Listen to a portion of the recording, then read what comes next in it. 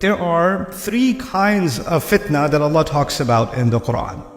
One kind is from Allah Himself. The easiest example of that for you to remember is what Allah says about Musa alayhi salam. When Musa alayhi salam spoke with him on the mountain, Allah told him, وَفَتَنَّاكَ فُتُونَا. We tested you multiple times. We put you in fitna multiple times. When he was born, the order was to kill all the babies. Even as a baby, he was put in fitna. He was in a fitna when he was in the basket that could have drowned. He was in a fitna when he was being raised in the house of Fir'aun. He was in a fitna when he had to hide his mother's true identity. He was in a fitna when he had to escape Egypt. He was in a fitna when he couldn't go back to Egypt, and when he almost died of dehydration. All of these were fitna. So you would think Allah does this for believers, but Allah also mentions this for Fir'aun. وَلَقَدْ فَتَنَّا آلَ فِرْعَوْنَ. We put the people of Fir'aun and the lineage, the descendants of Fir'aun also in fitna. So now we're learning when Allah executes a fitna, He doesn't just do this for believers and doesn't just do this for disbelievers, it's for everybody. Anybody can be put through fitna. So Muslims don't have a simplistic understanding of difficulties or tests or trials in this life. So we don't say, how come good people are having difficult time and how come bad people are having a good time? I don't get it. People who say that must not have studied the Quran. People who say that would not have learned لَقَدْ خَلَقْنَا الْإِنسَانَ فِي كَبَدٍ. One category was when Allah puts you in fitna.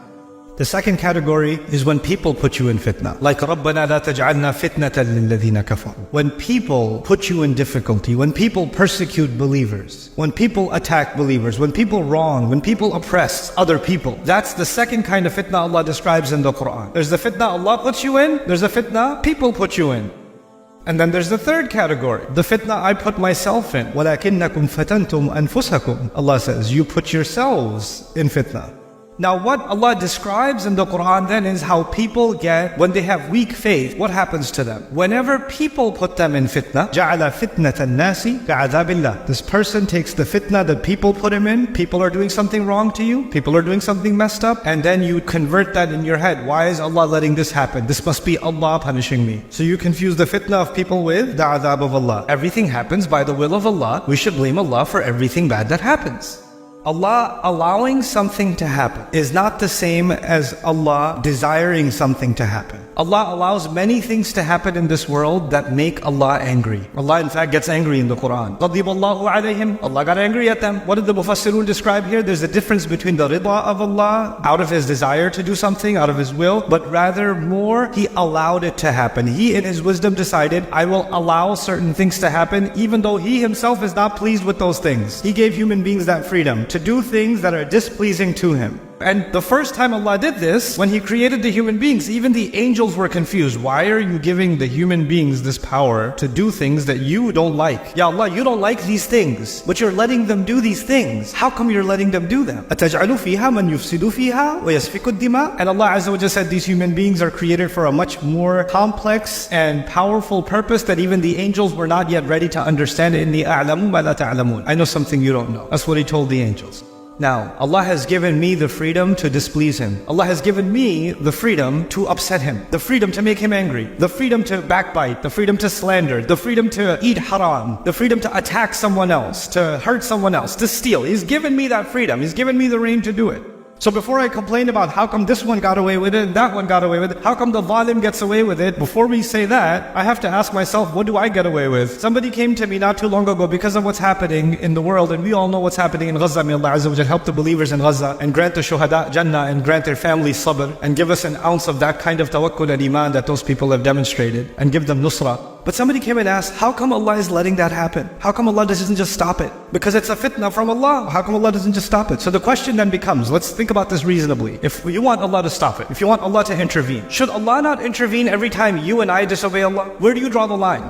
No, if they're killing people, then Allah should stop. But if they're stealing, that's not so bad. It's okay, Allah doesn't have to intervene yet. Or if you're lying about something, then no, don't force your tongue to say the true thing. No, that much control. After some limits, Allah should just stop things. Allah put human beings on this earth and He allowed them to be a fitna for each other. And when we take the fitna that we put each other in, human beings put each other in fitna, and then we say, no, this is Allah's fault. Allah's the one who did this, not the people. That is what's called when you put yourself in fitna. The third one. It is from Allah, only in that Allah allowed you to be tested. Allah created a situation and allowed you to be tested to see how I'm going to do, how you're going to do. That's it. What's the right way to understand that Allah is putting me through fitna? If somebody stole money from me, that person put me in fitna. But Allah let it happen. Allah allowed it to happen. So the final question is, why did Allah allow it to happen? For two reasons. Allah was testing the thief and Allah was testing me. And that person has already failed because they stole. Now the only part left is, what am I going to do? Am I going to pass this test or not? Because there's two different tests. The zalim has his own test, the mazloom has his own test. Both of them are being tested. The zalim already failed because they did against the will of Allah. But the one who has been wronged, now they have to decide how they're going to react. Are they going to react according to the will of Allah, or are they going to react against the will of Allah? Are they going to say, what can I learn from this? How do I respond to this within reason, within what Allah has allowed me to respond to? Does this affect my relationship with Allah Himself or no? And for people, when people have this problem that they want to blame Allah for the crisis that they're going through, I'll tell you, Allah put in our fitrah, He put in human nature. You don't even have to be Muslim to understand this. Allah put in our nature the understanding that actually it is human beings that put each other in difficulty. If you were driving your car right now and somebody hit you in the back, Allah protect you, but if that happened, somebody hit you in the back, immediately you don't say, Ya Allah, ma hadhihi al-fitna. You look back and say, hey man, why are you on the phone? Immediately you blame the guy who hit you. You didn't blame Allah. When something wrong happens to them, they say, well, it was the will of Allah, what can I do? Qaddar Allah ma sha'a fa'al. You see, it's a kind of hypocrisy, isn't it? Want to hold others responsible, but not myself. So people philosophize about these things, and they talk about these things, and they put themselves in fitna, and Allah says about people like that, ala fil fitnati saqatu.